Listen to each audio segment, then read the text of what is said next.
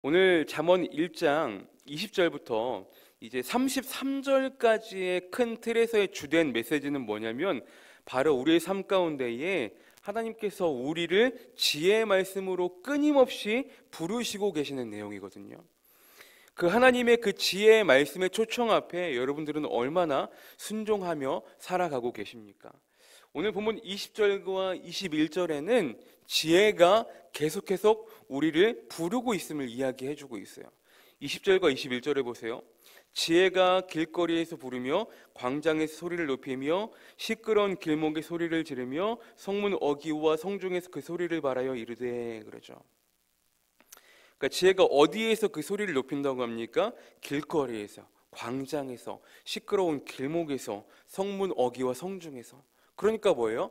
우리가 살아가는 삶의 모든 영역에서 하나님께서 그 명철의 말씀을, 지혜의 소리를 높이시고 계신다라는 거예요. 구약의 신명기서의 모세의 설교 중에 특히나 6장의 핵심은 히브리어로 바로 쉐마예요. 쉐마. 그 뜻이 들으라. 그러니까 쉐마 이스라엘 그런단 말이에요. 이스라엘아 들으라. 근데 뭘 들어요? 바로 하나님의 말씀을 통한 하나님의 사랑을 듣고 알기를, 깨닫기를 원하는 거예요. 이스라엘 백성들이.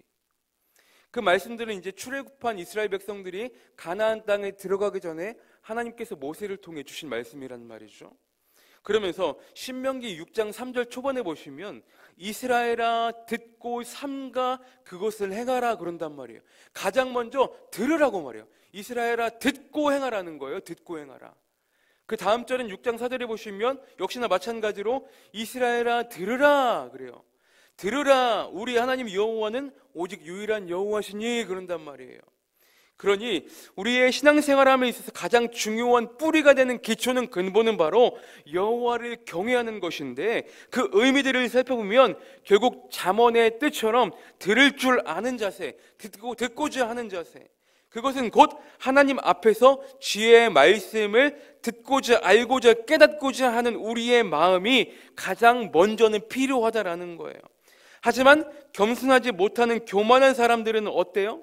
그 지혜의 말씀 듣기를 거부한다. 거부하는 것에 그치지 않고 더 나아가서는 멸시한다라고 해요. 22절 보세요. 너희 어리석은 자들은 어리석음을 좋아하며 거만한 자들은 거만을 기뻐하며 미련한 자들은 지식을 미워하니 어느 때까지 하겠느냐.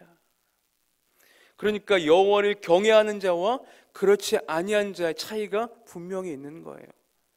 지혜의 말씀을 거부하는 오늘 본문의 어리석다라고 하는 사람들의 특징은 무엇입니까? 바로 거만한 자들이 거만을 기뻐한다. 22절에 어리석음을 좋아하며 거만한 자들은 거만을 기뻐한다라고 하잖아요. 그리고 지식을 미워한다라고 하잖아요. 이게 결국 뭡니까? 큰 틀에서 보면 그게 교만인 거예요. 교만. 겸손한 사람과 교만한 사람의 차이는 이렇게 큰 거예요. 그러니까 22절 끝에 뭐라고 기록합니까? 어느 때까지 하겠느냐. 그렇죠? 사랑하는 성도 여러분, 이 한탄의 메시지, 어느 때까지 하겠느냐. 어느 때까지 교만하고 네 하고 싶은 대로, 네 고집과 아집대로, 네 멋대로 그렇게 살아가겠느냐라고 지금 한탄하는 거예요. 바라기는 이 어느 때까지 하겠느냐라는 메시지가 제발 우리에게 해당되지 않기를 소원합니다. 여러분, 거만함의 특징이 뭐예요? 내가 틀림을 절대로 인정하지 않는 사람들입니다. 사람은 본래 자기에게 조금이라도 싫은 소리 하는 것을 듣기 거부하는 경향이 저마다 다 있기 마련이죠.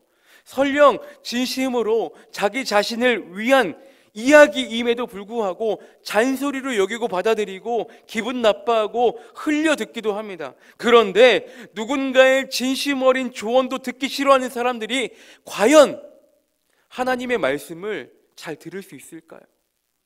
여러분, 지혜로운 사람은 자신의 잘못과 단점에 대해서 인정할 수 있는 사람들입니다.